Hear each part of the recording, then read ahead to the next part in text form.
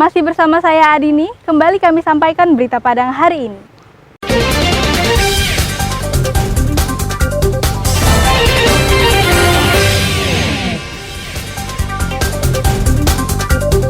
Pencuri kotak amal di sebuah rumah makan dibungus, ditangkap polisi. Kantor Bank Indonesia di Batang Arau dijadikan museum mini. Anak muda kreatif sulap sampah plastik jadi produk rumah tangga.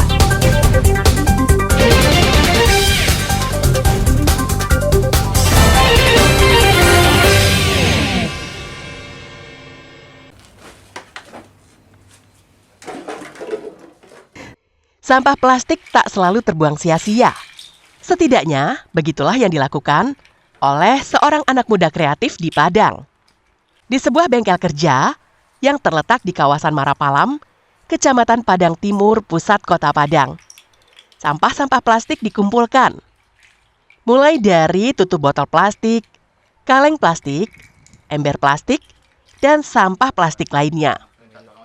Sampah plastik kemudian dihancurkan dengan cara dipotong kecil-kecil. Cacahan plastik itu selanjutnya dicetak dengan bentuk yang diinginkan, lalu dibakar menggunakan oven. Hasilnya, karya seni plastik dengan warna-warni yang cantik dan estetik. Olahan sampah plastik itu selanjutnya dibuat menjadi berbagai macam produk, seperti kursi, meja, jam dinding, dan barang lainnya. Olahan sampah plastik dijual dengan harga mulai dari Rp10.000 hingga Rp500.000. Mereka telah memasarkan produknya melalui media sosial secara daring hingga keluar daerah. Dalam 1 bulan, anak muda kreatif ini bisa meraup omset hingga puluhan juta rupiah. Mencoba untuk kerjasama dengan Bank Sampah, karena Bank Sampah salah satu lembaga yang sangat membantu kami karena bisa menyentuh sampai ke masyarakat untuk mengumpulkan sampah yang sudah terpilah dan sampah yang dibutuhkan oleh kami. Selain itu kami juga mengambil dari pengepul ataupun pemulung yang biasanya mengumpulkan sampah-sampah plastik di masyarakat begitu. Kini, sampah plastik yang menjadi masalah lingkungan bisa menjadi pundi-pundi uang di tangan anak muda kreatif ini. Alfi melaporkan dari Padang. Selain antisipasi.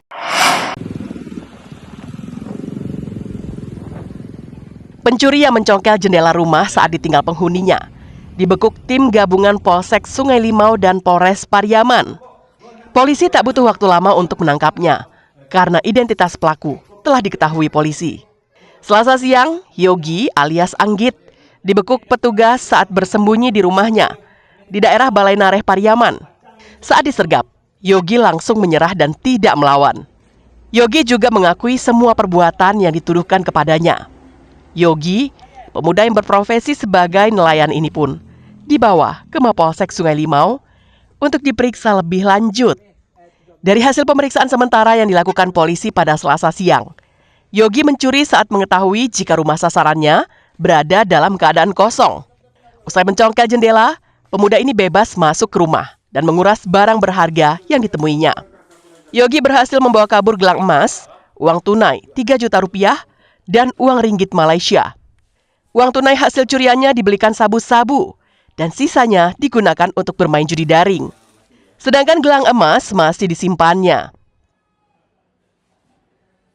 Pelaku membuka tas korban dan dilihat perhiasan emas berupa 1 gelang dan uang cash 3 juta. Kemudian pelaku mengantungkan tas korban pada 1 pohon.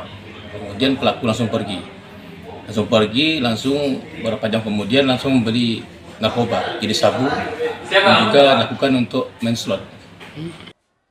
Hingga kini polisi masih memeriksa Yogi secara intensif. Gelang emas dan uang tunai hasil penukaran uang ringgit Malaysia disita polisi untuk dijadikan barang bukti. Eki Rafki melaporkan dari Pariaman. 2 juta.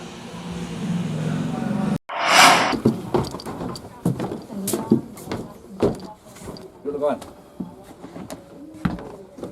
Sini kamu. Hah? Berawal dari informasi dari warga, Satuan Reserse Narkoba Polresta Bukit Tinggi menangkap Sukendra Madra alias Suken di kediamannya daerah Baso Agam. Suken ditangkap karena kasus penyalahgunaan narkoba. Suken merupakan salah seorang ketua dari sebuah LSM. Selain itu, Suken juga ketua dari IPWL, institusi penerima wajib lapor di Agam. Saat ditangkap, polisi menyita setengah kantong ganja kering. Kami mendapat informasi dari tetangga tersangka ini bahwa di rumah tersebut sering terjadi keributan. Diduga indikasinya ada menggunakan narkoba. Kemudian kami bersama tim langsung bergerak dan kami curigai. Kemudian kami berhasil mengamankan atas nama S, umur 48 tahun, Minang, pekerjaan swasta, alamat di Baso. Hasil pemeriksaan yang dilakukan polisi, Suken mengaku mendapatkan ganja dari seorang pria yang dibelinya ratusan ribu rupiah.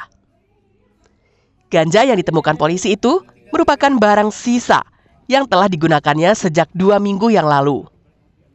Atas perbuatannya, Suken dijerat pasal 114, junto pasal 112, Undang-Undang Nomor 35 Tahun 2009 tentang narkotika, dengan ancaman hukuman minimal 5 tahun penjara. Dina Amrina melaporkan dari Bukit Tinggi. Pemirsa, demikianlah perjumpaan kita dalam Berita Padang hari ini. Saya Adini dan tim redaksi yang bertugas pamit undur diri. Selamat beraktivitas dan sampai jumpa.